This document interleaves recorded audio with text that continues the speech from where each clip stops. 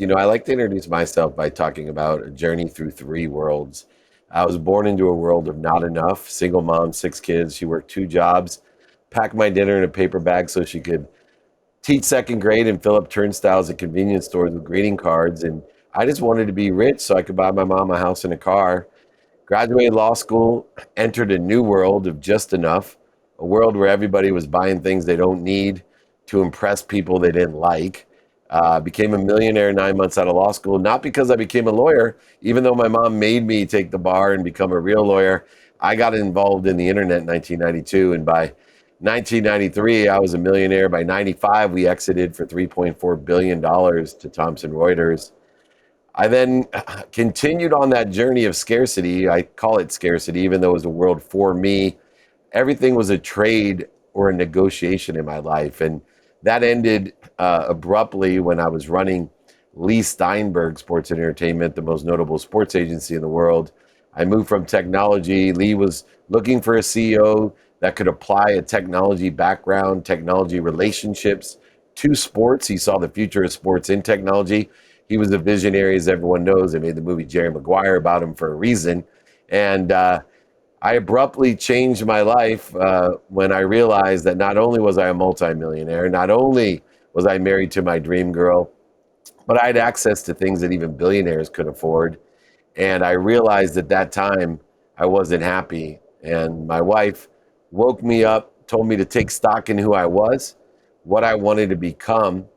And 2 years before I lost everything, over $100 million, I started a transformational journey to live in a world of more than enough. Yeah, we could dive into like a four-part episode of all the things you just talked about, but I wanted to dive into one thing in particular, and that was the mindset shift you talked about. Yeah, it was a mindset, heart set, and handset shift. And it was the catalyst was my wife. I'd come home at 5:30 in the morning after lying to her.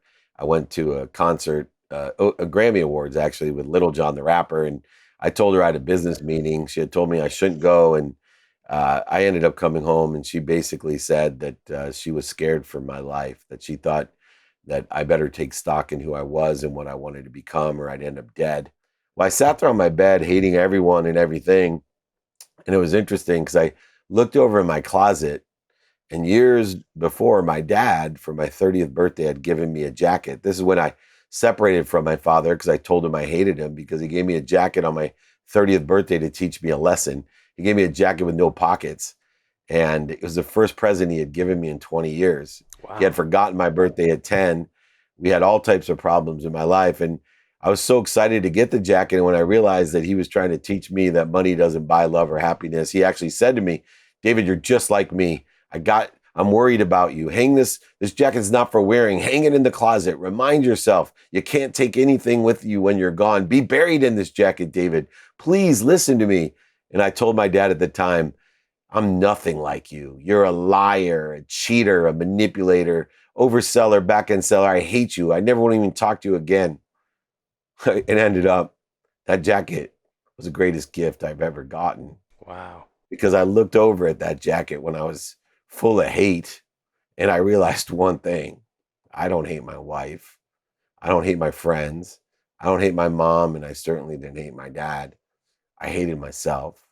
I was a liar, a cheater, a manipulator, an overseller, and a back end seller. And I had to take stock in who I was. And that day, I found who I was, the boy that made his mom proud, not the one that if she knew what I was doing and who I was doing it with, she wouldn't have been proud.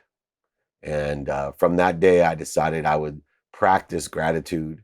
I would practice forgiveness. I would practice accountability.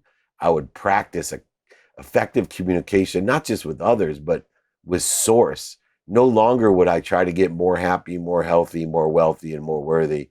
Instead, I would work on I am. I am happy. I am healthy. I am wealthy. I am worthy. What am I doing to interfere with it?